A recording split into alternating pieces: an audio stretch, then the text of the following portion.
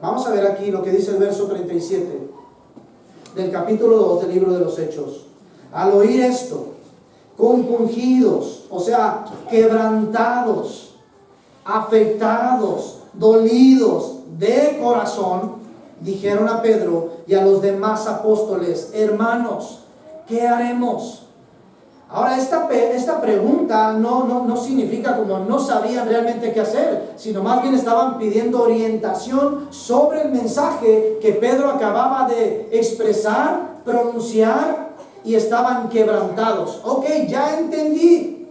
Jesús fue crucificado, ya entendí. Jesús fue resucitado, ya entendí. Jesús fue exaltado. Pero ahora, ¿qué hacemos, Pedro, con este mensaje? Verso 38. Y Pedro les dijo, híjole, eso me encanta, porque Pedro pudo haber desviado todo esto y, repito, haberse ido con la intención, buena intención, pero la tentación de contarle alguna historia de cuando estuvo con Jesús. Pero Pedro se mantiene en el Evangelio y les dice: arrepiéntanse y sean bautizados.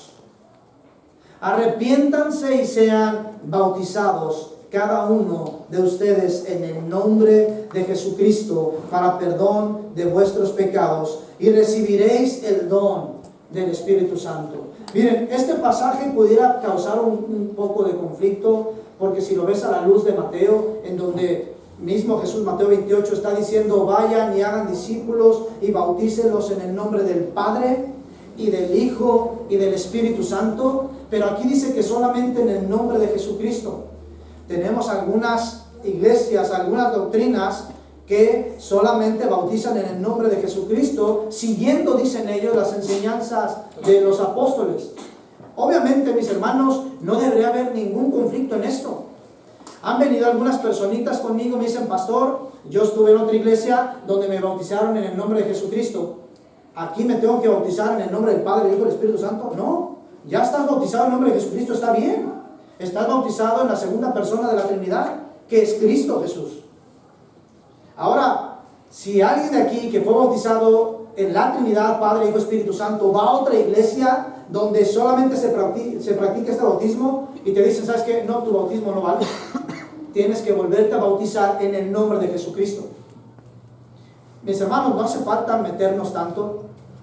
¿Por qué los apóstoles mencionan aquí solamente a Jesucristo y no siguen la misma expresión de Jesús, el Padre, el Hijo y el Espíritu Santo? Porque en este momento el mensaje de Pedro para los judíos era a Cristo crucificado, era a Cristo resucitado, era a Cristo exaltado. ¿Sí me explico? Por eso es que no hace mención del Padre y del Espíritu Santo, porque el Espíritu Santo apenas está siendo impartido. Apenas estos discípulos fueron llenos del Espíritu Santo, sumergidos por el Espíritu Santo, pero aquí todavía no. Por eso es que tenemos esta expresión. Pero ojo, no hay confusión alguna. No hay confusión alguna. Si alguien estaba pensando: híjole, yo ahorita que se van a bautizar allá, pues le voy a decir que me bautizan otra vez. No, si ya está bautizado en alguna iglesia en el nombre de Cristo Jesús, adelante. En el nombre del Padre, Hijo y Espíritu Santo, está muy bien. Ojo, lo que sí Pedro dice es que tiene que arrepentirse y bautizarse. Alguien pensaría: ¿pero por qué bautizarse? Estoy súper bien, ya me arrepentí, ya me confesé, el Señor y yo hicimos las paces, más bien el Señor hizo las paces conmigo. Ya estamos bien, ¿por qué tendría que bautizarme? O sea, qué pena que me vean mis piecitos, ¿no? Métete con tenis si ese es el problema. Si no quieres que te hagan tus piecitos, métete con tenis, hombre. Es que, pastor, mis piernitas están de hilito, así que qué vergüenza. Métete con pantalón, hombre. O sea, pretextos quiere la raza, dicen por ahí. Pero dice que el mandato, la enseñanza es: arrepiéntanse y bautícense. Dice el verso 39: porque la promesa es para vosotros y para vuestros hijos y para todos los que están lejos, para todos como el Señor nuestro Dios llame. Esto fue un mensaje realmente, híjole, era dinamita pura, porque los judíos creían que ellos eran los elegidos, no, los elegidos, Ellos creían que eran los elegidos del Señor nada más. Y bueno, así era parte de la promesa. Pero aquí Pedro está expresando que el Evangelio va a ser anunciado y expandido a todas las naciones. Y esto pudiera ser un tema escandaloso, porque es casi como si este mensaje fuera exclusivamente para Rojo Gómez, y yo dijera, para Rojo Gómez, el niño, el Florido, y alguien dijera, no, este mensaje es para nosotros nada más, ¿por qué están metiendo a las demás colonias? Era un mensaje conflictivo. Pero Pedro, lleno del Espíritu Santo y hablando las Escrituras, no tuvo ningún temor. Y entonces suelta esto que más adelante, a través de la vida del apóstol Pablo, se vuelve una realidad, que es la propagación del Evangelio incluso para los gentiles, o sea, para los que no eran judíos. Verso 41. Entonces los que habían recibido su palabra, me encanta esto, los que habían recibido ¿qué? Su palabra fueron bautizados y se añadieron aquel día como 3,000 almas. Dice, los que habían recibido su palabra. En este tema del Pentecostés, lo que más rige el pensamiento, la enseñanza, es la llenura del Espíritu Santo. En cualquier iglesia que tú vayas, la enseñanza más predominante es la llenura del Espíritu Santo. Pero se nos olvida que el verso 41 dice que entonces los que habían recibido su palabra, o sea, antes de ser llenos del Espíritu Santo, tuvieron que haber sido impactados por la impartición de la palabra del Señor. Y a eso le restamos muchas veces mérito e importancia. Familia, la palabra de Dios lo es todo. La palabra de Dios lo es todo. Ahora, no estamos hablando aquí, tampoco nos estamos empujando, ya lo hemos dicho antes, a una bibliolatría. Vamos a idolatrar la Biblia. No, es vivir la Biblia. No es idolatrarla, es vivirla, que su palabra se encarne en nosotros. De eso se trata. Pero ojo, lo primero que resalta este verso 41, palabras de Pedro, es la palabra los compungió. Eso fue lo que leímos al principio. La palabra los llenó de dolor. Y no es cierto que cuando estudiábamos las bienaventuranzas en Mateo 5 decía, bienaventurados los que lloran, porque de ellos es el reino de los cielos. Bienaventurados los que lloran, porque ellos serán consolados. Ahora, nada más se trata como que, me pegué en el dedo gordito ahí en la pata de la cama y qué bienaventurado soy. No se trata de ese llanto. Se trata de alguien que se duele por su pecado. Y entonces llora. En su corazón se quiebra, decir, ¿por qué vuelvo a hacer lo mismo? Si se supone que soy una nueva criatura, ¿por qué vuelvo a caer en el mismo pecado una y otra vez? Señor, ayúdame, y llora dentro de sí. Dice, bienaventurados los que lloran, porque se duelen por su pecado. Y aquellos, la única manera de ser compungido de corazón es a través de la exposición de su palabra. Juan 16:8 dice que el Espíritu Santo nos convence de pecado. Pero ¿sabes cómo te va a convencer? Bueno, en algunos casos he sabido que a través de un sueño, ¿no? He sabido de personas que dicen, pastor, tuve un sueño y me desperté llorando y le pedí perdón al Señor. Pues qué bueno, gracias al Señor que utilizó un sueño para llevarte al arrepentimiento. Hay personas que dicen, pastor, me encontré con una amiga que tenía años que no veía y al verla el Señor me recordó cómo estoy viviendo y entonces le pedí perdón al Señor. ¡Qué bueno! El Señor usa muchos medios, habla de muchas formas, de muchas maneras, pero ¿sabes? A nuestro alcance tenemos esto, la palabra del Señor, que a través de su Espíritu puede traernos un quebrantamiento de espíritu, un quebrantamiento de corazón. Miren nada más qué impacto tuvo este mensaje. Dice que se añadieron aquel día como 3,000 almas. Qué interesante. Ya lo hemos dicho antes, o sea, de ser una congregación de 120 aproximadamente, pasó a una congregación de 3,120 aproximadamente, en un instante, en una sola predicación. Estaba pensando, dije, híjole, si estuviera Pedro, ¿quién no quisiera tener a Pedro en sus iglesias? ¿Sabes qué, Pedro? Hazme un parillo, amigo, ven y reavívame la iglesia, ¿no? Un mensaje nada más, ¿cuánto quieres de ofrenda? Nada más un mensajito y mira, contigo es garantía de que si no vienen 3,000, al menos 300 se van a agregar. Pero ojo con esto, Pedro, lleno del Espíritu Santo, expone y se convierten 3,000 personas. ¿Qué pasa con estas 3,000 personas? Verso 42, se dedicaban continuamente a las enseñanzas de los apóstoles, a la comunión, al partimiento del pan y a la oración. Ahorita vamos a ver eso. Verso 43, sobrevino temor a toda persona y muchos prodigios y señales eran hechas por los apóstoles. ¿Por qué creen que sobrevino tanto temor a las personas? Esa es pregunta abierta. ¿Por qué creen que vino tanto temor a las personas? Mientras tomo agüita. ¿Alguien valientemente quiere responder? No se preocupen, no va a salir en el video, ¿eh? Eso no va a salir en YouTube. Su respuesta no va a salir en YouTube. Arely, salud. ¿Alguien? Está bien, ya no los pongo más nerviosos. Pues ya empiezan a ver todos a la pantalla, que el pastor no me vea, si no me va a decir que yo. Sobrevino temor a todas las personas. ¿Cómo no iba a venir temor después de haber visto lenguas repartidas como de fuego, viendo personas hablar en sus propios idiomas, pero incluso me atrevo a pensar y decir gente quebrantada por el mensaje que acababan de escuchar? Ellos estaban pensando, esto tiene que ser Dios. Esto, no hay otra manera de que no sea Dios. Con todo lo que vimos, se llenaron de temor. Se llenaron de temor. Mis hermanos, alguien diría, pues pastor, ¿quién no? Ves como unas lenguas de fuego, ves a otros hablando francés, italiano, portugués, hasta yo caigo de rodillas rendido al Señor. Mis hermanos, recuerden 2 Corintios 5, 7, no andamos por vista, sino por fe. ¿No es cierto? No debemos esperar algo sobrenatural para entonces caer postrado y decir, ahora sí temo tanto a ti, Señor. No, por supuesto que no. Ahora dice que se hacían señales y prodigios por los apóstoles. Hace tiempo, hace algunos años, no voy a decir el nombre, pero hace algunos años había un evangelista muy famoso aquí en Tijuana, muy famoso. Por todas las iglesias lo andaban invitando. Sí, así es ese.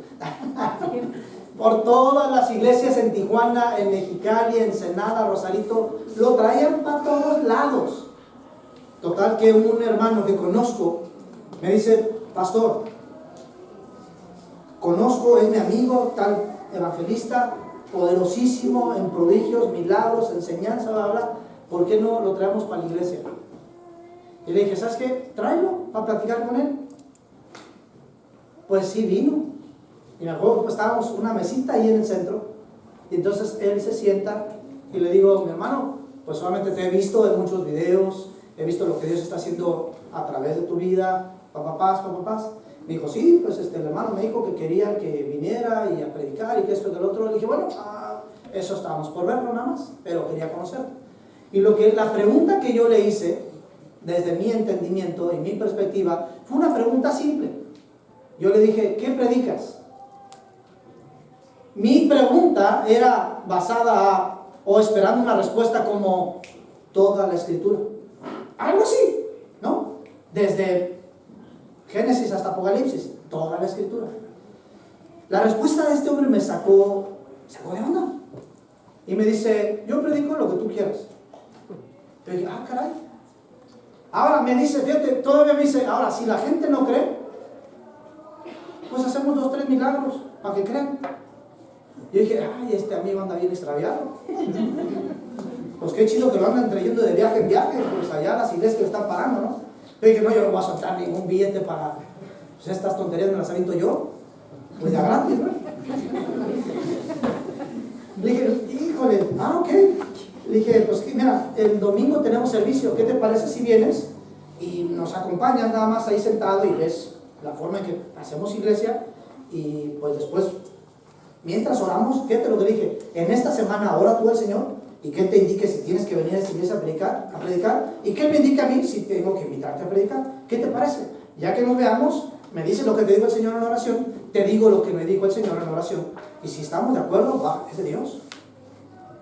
Y me dijo, no, yo no puedo venir a sentarme nada más, tengo mucho trabajo que hacer, no puedo venir a sentarme. Le dije, no, pues gracias por venir a escucharme, pero definitivamente no va a funcionar. O sea, se levantó muy indignado, ¿no? Se levantó muy indignado, dije yo, pues ahí está. Mis hermanos, no necesitamos ver prodigios. y hacer señales para que la gente crea. Porque recuerdan cuando Jesús multiplicó los peces y los panes, más de 5,000, aproximadamente 15,000 personas comieron con 2 pececitos, 5 panecitos, y sobraron todavía hasta 12 canastas llenas. Pero ¿qué creen? Después de ese suceso tan asombroso, algunas personas fueron a buscarlo, y Jesús les dijo: no me buscan por la palabra que les compartí, sino porque les di de comer. O sea, por los milagros que les hice, ustedes vienen a buscarme a mí. Y ahí entra un toño. Se fueron bien retachados. Pero sin en cambio, miren, una iglesia que permanece unida, perseverando en el Señor, miren, los prodigios y milagros se van a dar. Repito lo que dije, pero una iglesia que permanece unida, perseverando en las Escrituras, los milagros, los prodigios se van a dar. Para muestra, un botón. El domingo a las 2:30 de la tarde estuvimos aquí un buen grupito reunido orando. Y oramos porque el día lunes, la pequeña de él, que es hija de Otoniel, y Fanny, le iban a hacer una cirugía en el intestino, ¿no es cierto? Era una cirugía realmente que estéticamente ni siquiera se iba a ver bien por el momento. Y el domingo estuvieron aquí, oramos con ellos, oramos por esto precisamente, por esa cirugía. ¿Y saben cuál fue nuestra oración? Señor, sorprende a la ciencia, glorifícate. El día lunes me escribe Otoniel y me dice: pastor, estamos súper agradecidos con el Señor, porque el Señor se glorificó y la ciencia se sorprendió. Los médicos le dijeron: ¿sabes qué? Cuando estábamos por hacer la cirugía, nos dimos cuenta que no íbamos a hacer lo que teníamos pensado hacer, porque no mostró lo que pensábamos que tenía. Y entonces el Señor obró de manera milagrosa.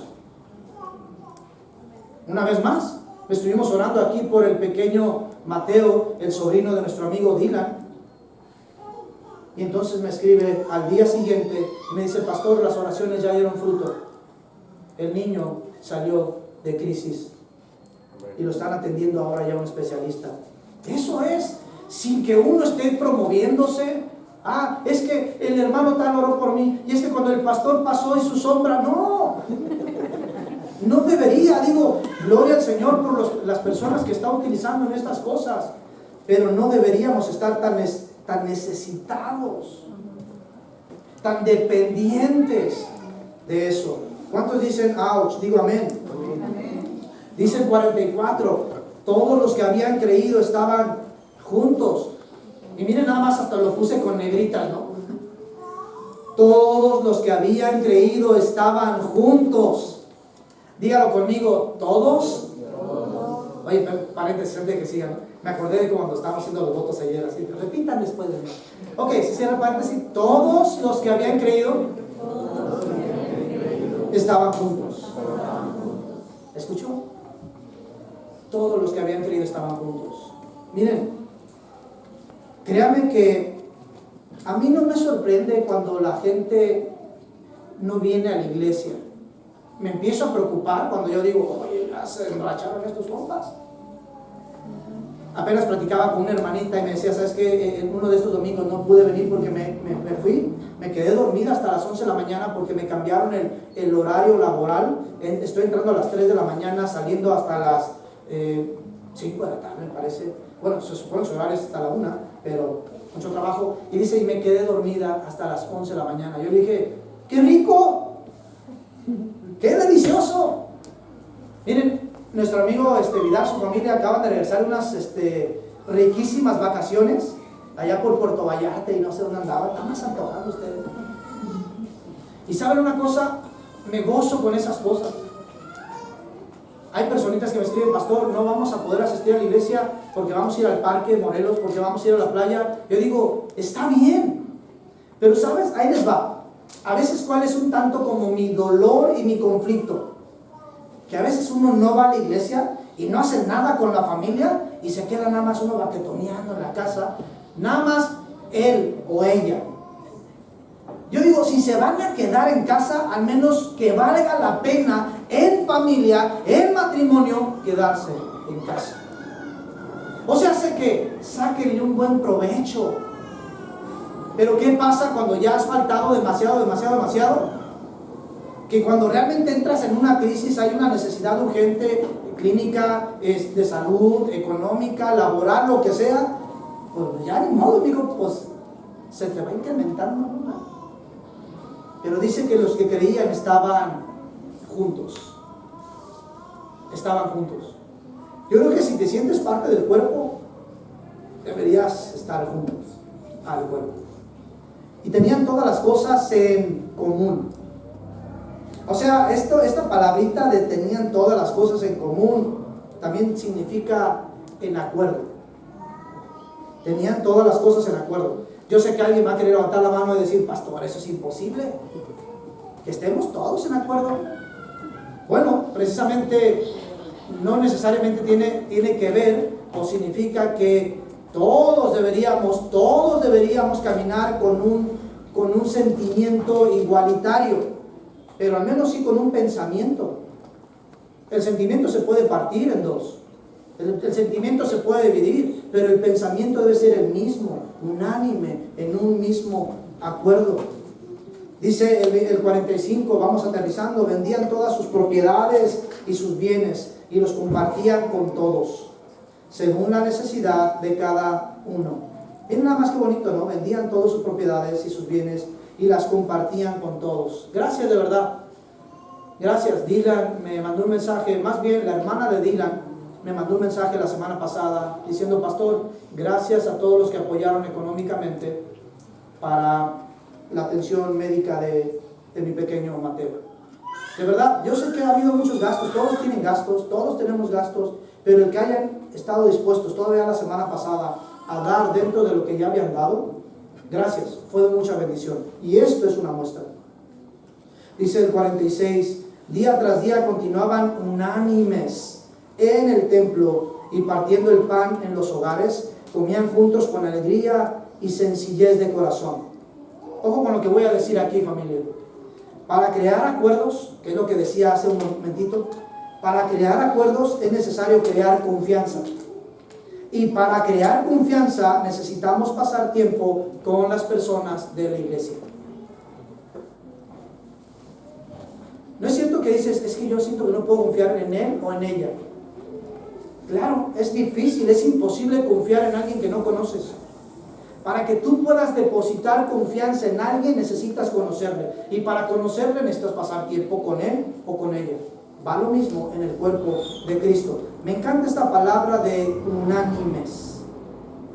Unánimes. En un solo sentir, en un solo pensamiento, en un solo entendimiento más bien. Miren, cuando veía este versículo, estoy seguro que el Espíritu me llevaba a los Corintios capítulo 1, verso 10 al 13, porque en estos versículos Pablo exhorta a la iglesia de Corinto a la unidad. Ojo, Pablo exhorta a la iglesia a la unidad. Y sabes, ojo con esto, familia, a través del acuerdo pueden llegar a unirse. ¿Te ha pasado en el matrimonio? ¿No estás de acuerdo en algo? Obviamente cuando no hay acuerdo hay división. Y dices, no encajamos, no estoy de acuerdo, y eso provoca una ruptura. Pero cuando llegan a un acuerdo, pues más se unen. Porque créanme, el acuerdo llega o lleva a unirnos. Miren lo que dice 1 Corintios capítulo 1, verso 10, ahí lo tienen en pantalla. Os ruego, hablando el apóstol Pablo a esta iglesia de Corinto, a la unidad, os ruego, hermanos, por el nombre de nuestro Señor Jesucristo, que todos os pongáis de acuerdo. Ahí está, ahí menciona la palabra acuerdo. Y que no haya divisiones entre vosotros, sino que estéis enteramente unidos en un mismo sentir y en un mismo parecer. ¿Sabes? Me llamaba mucho esa expresión de que no haya divisiones. Investigué esta palabra y división viene de una palabra griega, chismata, una palabra, no necesitan memorizarla, porque estoy seguro que ni la pronuncié bien, pero viene de una palabra griega. ¿Y saben qué es el significado en griego de la palabra división? Es cisma. Alguien dice, sigo sin entender. Bueno, el cisma es una ruptura. El cisma es rasgar una organización religiosa. Tiene que ver más con una organización religiosa. Es romper, es desgarrar una organización religiosa. Eso es un cisma. Y dice que no haya entre ustedes rasgaduras. ¿Por qué? Porque algo que no está unido es porque está roto o está rasgado. ¿Sale?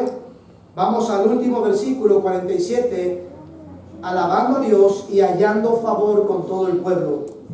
Y el Señor añadía, me encanta esto, y el Señor añadía cada día al número de ellos los que iban siendo salvos. Este versículo me encantó.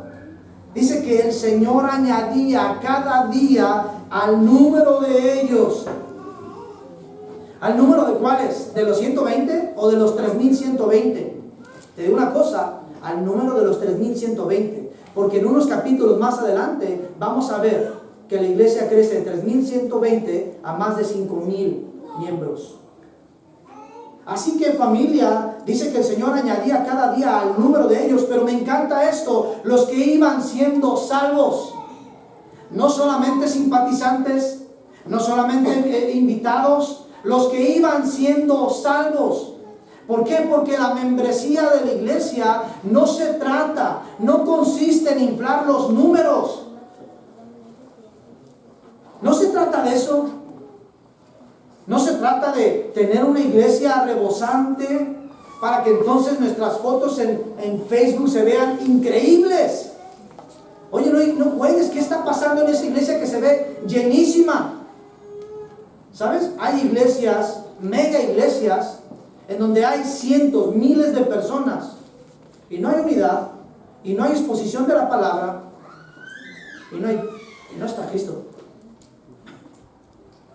¿Por qué? Porque el enfoque no está en si se agregan 3000, sino que son salvos. Mis hermanos, ¿cómo no? Estamos ampliando esta iglesia porque creemos que el Señor va a añadir más. Pero no queremos que nada más vengan porque les gusta la música, porque qué bien predica Adrián y Edson, porque se siente bien bonito aquí adentro. No, queremos que sean salvos. Salvos. Si el Señor el día de mañana los mueve por otra iglesia X, pero que se vayan salvos, convertidos al Señor. ¿Cuántos dicen amén a eso? Amén. Miren, nada más quiero dejarte 4 hilos que tejen la unidad de la iglesia, que están en estos versículos que leímos. 4 hilos que tejen la unidad de la iglesia. ¿Recuerdan qué significa la palabra división? Desgarrar, romper. Ahora, si la división desgarra, ¿qué puede tejer la unidad? Ahí están. Precisamente la enseñanza de los apóstoles, la comunión entre los hermanos, los sacramentos que tienen que ver con la cena del Señor y los bautismos o el bautismo. Y ojo con esto, la oración individual. Eso lo acabamos de leer recientemente en el verso 42. Rápidamente, número 1, la enseñanza de los apóstoles. Ojo con esto. Pablo dijo a la iglesia de Corinto: me propuse presentarles a Jesús y a este crucificado. En 1 Corintios 2:1. Pablo dice: yo me propuse una cosa, no venir con palabras persuasivas de humana sabiduría, solamente una cosa. Pablo escribiendo a la iglesia de Corinto: me propuse compartirles, predicarles a Cristo. Nada más. Lo acabamos de ver en este capítulo 2 de Hechos. Pedro predicó de Jesús crucificado, resucitado y exaltado. No otra cosa. Ahora, ¿no creen ustedes que el apóstol Pablo hubiera sido invitado a un montón de sinagogas solamente contando su testimonio de cómo tuvo este encuentro con Jesús? Créame, ¿quién no quisiera tener el testimonio del apóstol Pablo en su iglesia? Que tuvo un encuentro con Jesús al quien perseguía. Lo mismo que Pedro. Pedro pudo haber estado en muchas sinagogas predicando solamente cuando caminó sobre el mar. Pero no, se propusieron una cosa: hablar de Cristo, crucificado, resucitado y exaltado. Familia, si en algo debemos perseverar como iglesia, es en la enseñanza y exposición de la Biblia, que es la palabra de Dios. Esto bien puede gustar, como no. ¿Sabes?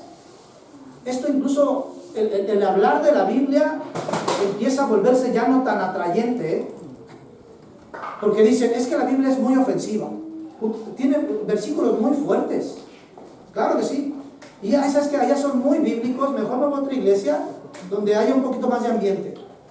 Está bien, pero ojo con esto. Si en algo debemos perseverar, porque es lo que hicieron los apóstoles, es en la enseñanza de la palabra del Señor. Nada más. Número 2, dice la comunión de los hermanos. Esta palabra comunión se desprende de una palabra griega que es koinonía. Y koinonía significa comunión, pero también me encanta otra definición que tiene, y es convivio. ¿A quién no nos gustan los convivios? Dice que donde hay fiesta hay personas.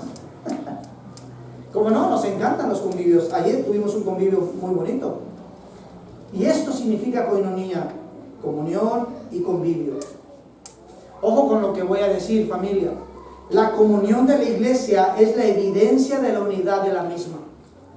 Lo repito, la comunión de la iglesia es la evidencia de la unidad de la misma. Déjame decirte nada más algunas cositas que servían como para promover o desarrollar, provocar la unidad, la comunión de la iglesia. Verso 44, perdón, no los tengo, eso es para mí. Verso 44, estaban juntos y en acuerdos. Verso 45, se apoyaban económicamente. Verso 46, comían juntos y se visitaban. Verso 47, adoraban juntos. Estas cositas que vemos aquí en estos versículos eran los que tejían la unidad, la comunión. Repito, estaban juntos, en acuerdo, se apoyaban económicamente, comían juntos, se visitaban, adoraban juntos. ¿Saben por qué ponemos tanto énfasis en el momento del talento? Porque es esto, es un convivio, es koinonía, es comunión entre los hermanos. ¿Saben? A veces es un poquito triste para mí, pero incluso no puedo evitar que sea un poco como chocante, no sé si es la palabra, o me molesta, vaya pues, ¿no? Me molesta. A veces escuchar gente como decir, yo no me voy a quedar en talento porque son taquitos y a mí no me gustan los taquitos. No, hoy yo no me quedo en el talento porque son burritos y puros burritos dan aquí. Miren, está bien. Digo, al final dice uno, pues cada quien va a invertir su dinero, ¿no? Pero el tema de la convivencia, recuerden que koinonía también es convivio. El tema del convivio está ¿en qué? En estar juntos. En estar juntos. Miren, me ha pasado, y lo digo como una muestra de ejemplo en un sentido. Pero a veces Martita y yo tenemos alguna invitación porque vamos a ir a comer con alguien después del domingo, o a la casa de mi suegra, o porque vamos a comer. Y créanme, a veces yo hasta como aquí. ¿Por qué? Porque es convivir con los demás. Ahora, si me voy a echar 2 taquitos de pescado, en vez de comerme las 4 tortillas que le ponen 2 y 2, pues me como nada más una tortilla de cada uno. Y entonces, mira, en vez de echarme una coquita, pues pura agüita, para cuando vaya a comer me quede cierto espacio. Es el tema de la convivencia. Es el tema de la convivencia. De verdad, mi corazón también se regocija cuando veo un montón de personas aquí comiendo, teniendo la posibilidad de ir a comer a otro lugar, quizás más cómodo, sin polvo, sin tener que poner mesas, y se quedan. Para mí también es hermoso y lo celebro, pero es el tema de la convivencia. No es que el pastor nada más nos quiere a todos aquí. Probablemente me encanta verlos a todos, pero es el hecho de que ustedes puedan convivir con alguien más. ¿Saben qué pasa, familia? Ha pasado muchas veces que algún miembro de una iglesia se va a otra iglesia y dicen, es que a mí los hermanos nunca me pelaron. Y cuando me dicen esto, yo les pregunto, ¿con cuántos hermanitos tú te has relacionado? No, es que a mí no me cae nadie me cae bien. Vamos con los peres que te peguen. Entonces, mis hermanos, es el hecho de la convivencia. Ahora, no me malentienda, yo sé que hay personalidades, hay quienes obtienen vida de estar en su casa y de estar solitos. Hay quienes se dan vida como Martita. Martita le da vida estar sola y en su casa y en pijama le da vida. A mí en lo personal lo que me da vida es estar con gente. Ahora Martita y yo hemos tenido que, como la iglesia que se mantiene unida y en acuerdos, hemos tenido que llegar a acuerdos. Y Martita me dice, ¿sabes qué? Mijo, sí, pero tampoco te chacalees. O sea, estás con la gente, cotorrea, agarras vida y te me vienes para casa. Y yo le digo, Martita, sí, mi niña, no te me chacales también. O sea, al ratito, mira, convive un rato con la gente, cotorreas, comes y ya después te vas a tu casita y agarras vida. Y hemos tenido que llegar a estos acuerdos, en donde ni yo la presiono a estar tanto tiempo conmigo porque a mí eso me da vida, ni ella me presiona ya irme con ella porque a eso ella le da vida. Eso es la iglesia también. Son acuerdos, pero familia, a lo que vamos es estaban juntos. Mira, si no te gustó el talento, no andes quemando el talento. No los quemes. Porque alguien va y va a ir. Dice, mira estas tostadas, puro aire traen. No, ni compres. No, y no hasta dicen, ni compres. Dicen, ¿sabes qué estás hablando? Yo que les digo que no importa que lo den más barato, que no importa que no se gane nada en el talento, porque el hecho es convivencia, y nosotros mismos nos estamos saboteando. Así que familia, estaban juntos, comían.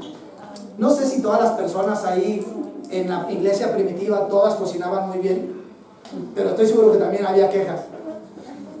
Oye, esa hermanita de Chloe, nomás miras que cocinó bien feo, nadie cuida de su guiso. Todos estaban ahí, compartían el pan, comían juntos, se visitaban. Miren, anteriormente se escuchaba mucho aquí de que había grupitos del café, no sé si todavía sigan, no sé si ya se rompieron o se ofendieron, no sé qué habrá pasado, pero ya no los veo tan activas, pero sería chido que los retomaran. ¿Por qué? Porque eso es lo que hacía la iglesia primitiva. Ahora, ahí les va.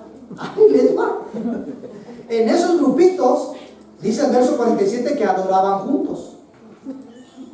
O sea, si van a hacer un cafecito solamente para hablar de las otras, adoren juntas. Tercero, los sacramentos, que es la cena del Señor y el bautismo. Aquí no hay mucho que decir, y hay tanto que decir, pero como ya son temas que hemos abordado de manera muy profunda, nada más cabe mencionar lo que voy a decir. Son dos ceremonias que nos recuerdan lo que Jesús hizo y hará. Quédese con eso. Son dos ceremonias que nos recuerdan lo que Jesús hizo y hará.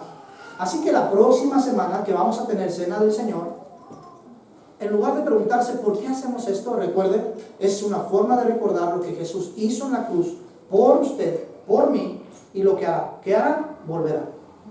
Él volverá. Eso es la cena del Señor. ¿Qué es el bautismo? Simple y sencillamente, acabo de estar con la única personita que se va a bautizar más al ratito, y es la primera vez que tenemos solo una personita que se bautiza. Pero no importa, dijimos que si es uno, hasta por eso no vamos a llenar la letra, y vamos a poner todo. Y hace ratito estaba con esta personita en la oficina y le dije, hay 3 cosas que sí son el bautismo y 3 cosas que no lo son. Y le dije, ¿cuáles son las 3 cosas que sí son el bautismo? Número 1, es un paso de obediencia.